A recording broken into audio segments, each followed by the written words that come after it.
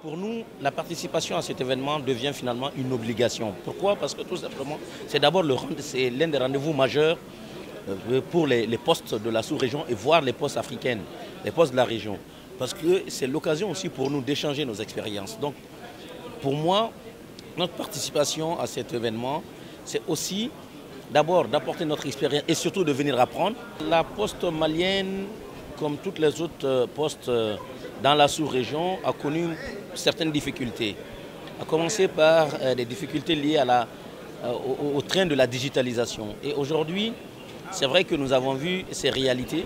Et aujourd'hui, nous sommes en pleine transformation. Nous sommes en train de travailler justement à restructurer la boîte de telle manière qu'on puisse avoir des business units qui vont se renforcer. Et nous sommes en train d'aller justement vers cette digitalisation qui va nous amener effectivement à nous repositionner comme à la fois, toujours comme ça a été la Poste, comme on l'a dit d'ailleurs dans la salle, la maison du citoyen, mais au-delà aussi de permettre à nos populations de bénéficier des services sociaux de base. Si je dis les services sociaux de base, c'est tout ce qui concerne les services de communication, mais au-delà d'assurer aussi ce qu'on appelle l'inclusion financière dans nos pays.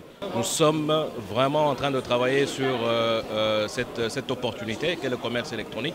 Nous avons également des projets en ce qui concerne la banque postale, projet sur lequel nous sommes en train de travailler pour avoir le plus possible l'inclusion financière au niveau de la RDC et au niveau des populations les plus démunies, que ces populations puissent se retrouver également dans l'inclusion financière. Donc la Poste de la RDC ne reste pas en arrière, c'est d'ailleurs pour ça que je suis là. Nous participons à tous les forums, nous participons à partout où on peut avoir des échanges pour que la Poste de RDC soit présente à tous ces grands rendez-vous et qu'elle puisse apporter le service que la population attend. Depuis qu'on a commencé à participer au Forum postal africain, nous en avons tiré assez de bénéfices parce que pour moi, c'est une plateforme d'incubation des bonnes idées, des bonnes pratiques au niveau continental, voire même au-delà. On a commencé par restructurer.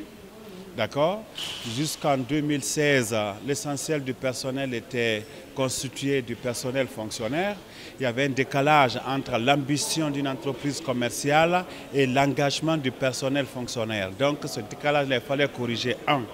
Maintenant qu'on a fini ça, restructurer la stratégie de relance des activités.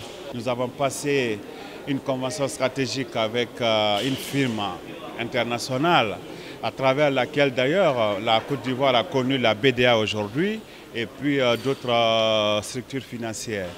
Nous avons fait l'évaluation de ce partenariat, on s'est mis en évidence qu'il va falloir aller au-delà et que la Poste elle-même ose créer ses propres services financiers pour pouvoir booster ses ressources afin de soutenir la Poste traditionnelle qui en soit le premier pilier.